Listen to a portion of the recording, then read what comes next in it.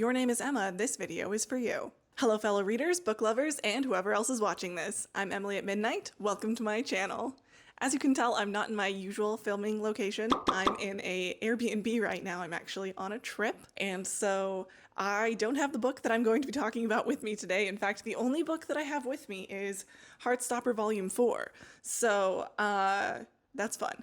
It's a great book, by the way. I'm starting a new series on my channel where I'm reading books with just a person's name as the title. No other words in the title, just one singular name. In this series, I will do a lot of summarizing of the books because a lot of them won't be crazy well known. I foresee these reviews going similarly to my Christmas vampire video that I reviewed. I'll link that video in the cards. It's called All I Want for Christmas is a Vampire. This series was inspired by my friend Emma, and so it's fitting that the first book in this series should be the most well-known of its genre, and her namesake, none other than Emma by Jane Austen.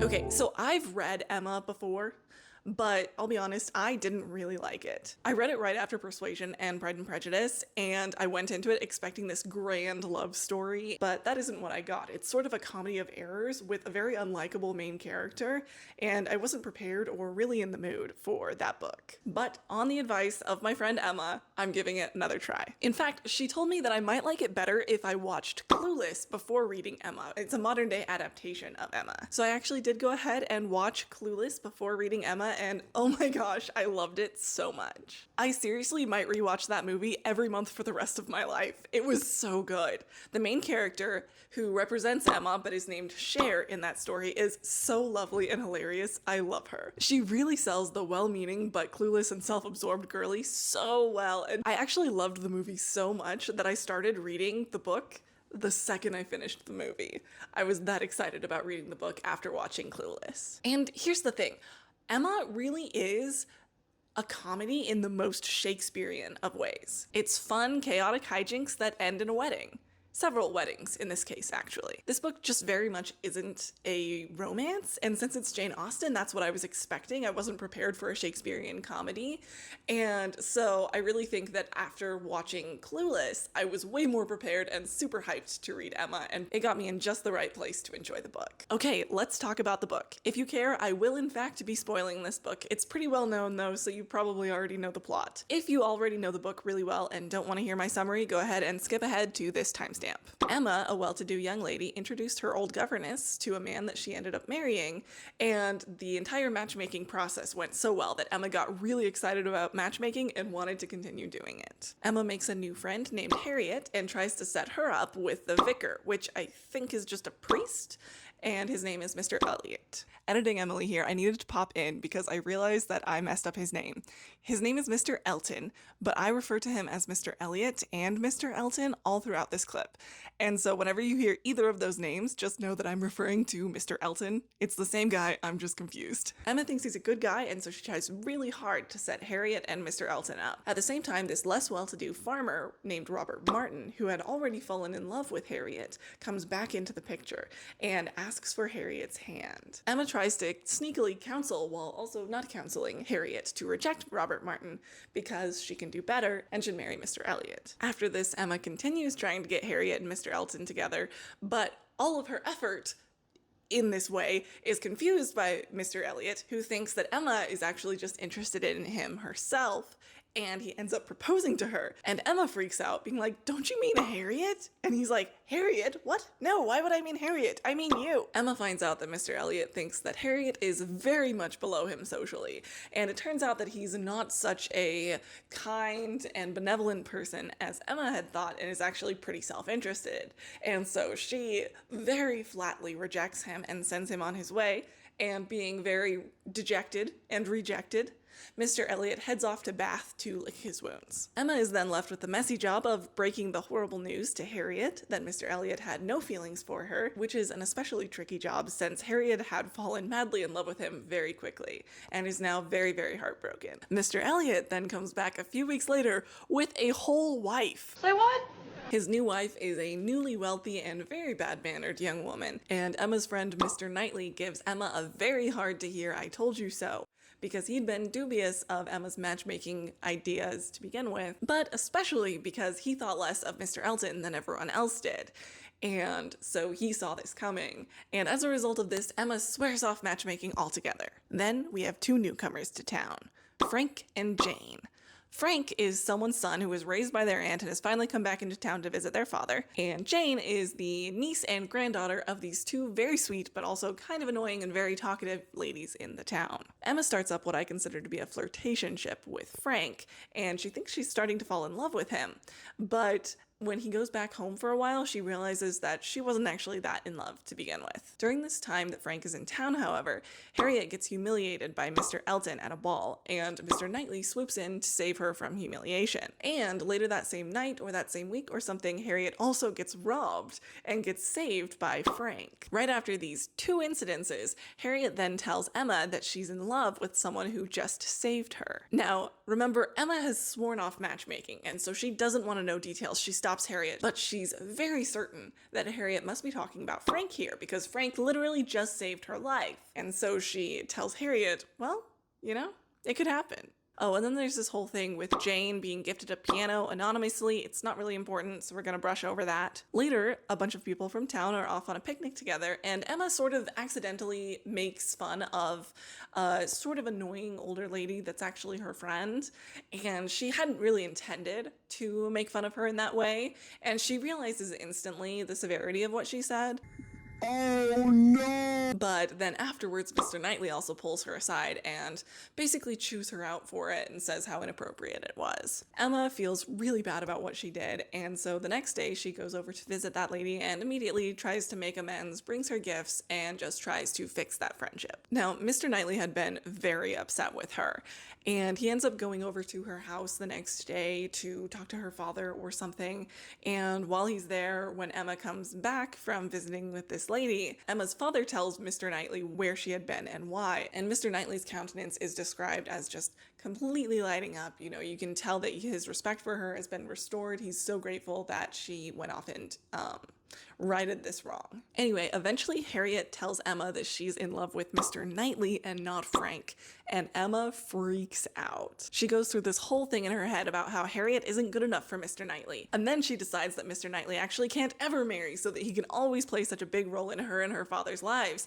and then she realizes that she actually just always wants to be number one in Mr. Knightley's life, and she realizes that she's been in love with Mr. Knightley this whole time. I love him. But remember that whole flirtationship thing with Frank? So he comes back into town and they're still flirting as they were before, but Emma's heart isn't really in it. It's more of a friendship thing.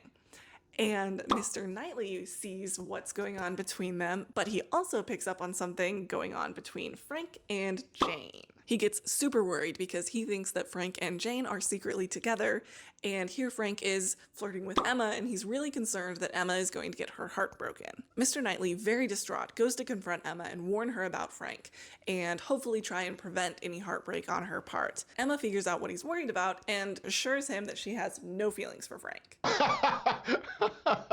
No. Mr. Knightley is pretty relieved about this and starts to say something that Emma thinks is going to be him confessing his feelings for Harriet to Emma, and she does not want to hear it because she's just realized she's in love with him, and so she stops him. He, on the other hand, was about to tell her that he is in love with her, and so he's pretty sure that he just got rejected before he could even start, and so he's like,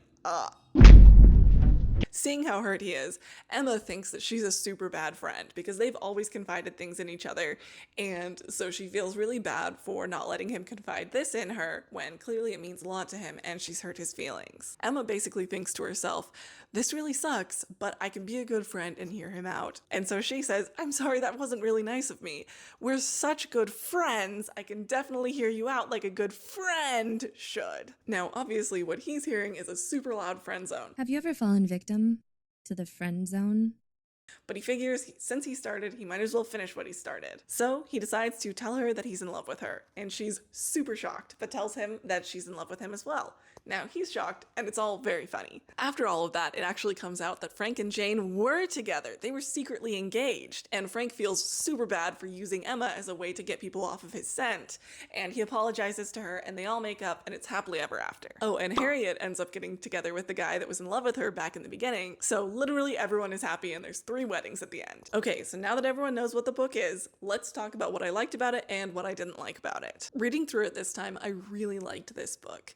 I loved all of the chaos and the mistakes that Emma made and the ways that she grew, especially because I was able to view her as the adorable Cher from Clueless. I think the last time that I read it, I really didn't like it because for some reason Emma gave me the vibes of Mr. Bingley's sister in Pride and Prejudice, just super spoiled and rude to others to get what she wanted. That isn't really Emma though. She is a little bit spoiled because she's super well off and very much doted on by her father, but she really genuinely thinks that she's doing right by everyone and making them happier by setting them up, etc. She is very clueless and doesn't always think before she speaks, and she did independently feel bad for accidentally insulting her friend at that picnic before Mr. Knightley called her out on it. And then when Mr. Knightley pulls her aside to explain how much worse it was for Emma to be the one picking on that neighbor because Emma is of such high status in the society and that neighbor is of a significantly lower status, but not only that, it was in front of other high status people in the society.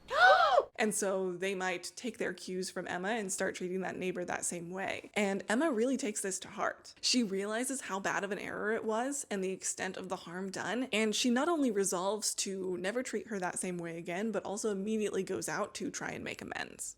Look, I'm so sorry. I really am so sorry. Throughout the book, Emma learns and grows and becomes better, and she's a great character to follow for that reason. Emma starts out a really chaotic, clueless mess who doesn't understand anyone else's love life or her own, since she doesn't even realize that she herself has been in love for years. Beyond Emma herself, there are a lot of chaotic interpersonal relationships in this book, which is super fun, but I did wish that there had been more of a focus on her and Mr. Knightley's relationship, because there's that whole thing where he thought he got friend-zoned during his confession, right? I really wish that that had been one of the main focuses of the book, one of the main problems of the book, rather than some insignificant details like someone getting gifted a piano, etc. I just feel like there was so much potential within that relationship that did not get explored and was kind of left as a side note at the end. Don't get me wrong, I really enjoyed those other storylines, but I just wanted more out of that specific Emma and Mr. Knightley storyline. Another issue that I have with it is that the book tells all of the dialogue word for word. When, like, say their neighbor is chattering on and on and on about random things, we get word for word descriptions. Everything is told out word for word. Totally normal in a book, right? You get the dialogue.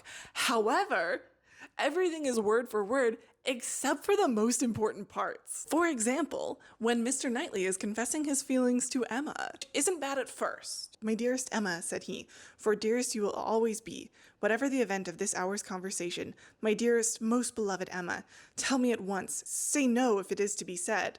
She could really say nothing. "You are silent," he cried, with great animation. "Absolutely silent. At present I ask no more." "I cannot make speeches, Emma," he soon resumed. "If I loved you less, I might be able to talk about it more. But you know what I am. You hear nothing but the truth from me. I have blamed you and lectured you, and you have borne it as no other woman in England would have borne it. Bear with the truths I tell you now, dearest Emma, as well as you have borne with them. The manner, perhaps, may have as little to recommend them. God knows I have been a very indifferent lover. But you understand me. Yes, you see, you understand my feelings, and will return them if you can. At present, I ask only to hear, once to hear your voice." Like I said, not terrible so far, but then this is what we get from Emma in return. Her way was clear, though not quite smooth. She spoke then on being so entreated. What did she say?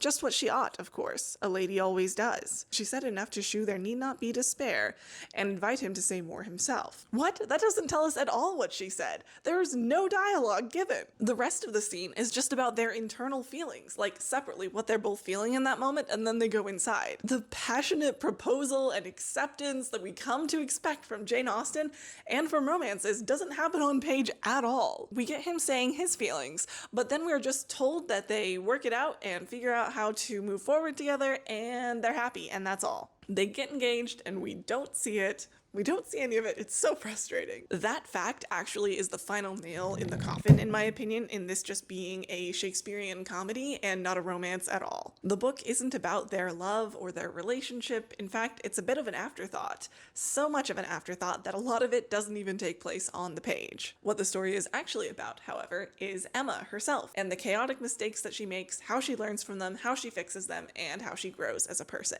Overall, it just feels like a fiction book following Emma and her neighborhood, and as such, I think it's a lovely book. If, on the other hand, you go into it expecting it to be a book centering a specific romance like Pride and Prejudice, you might be a little disappointed.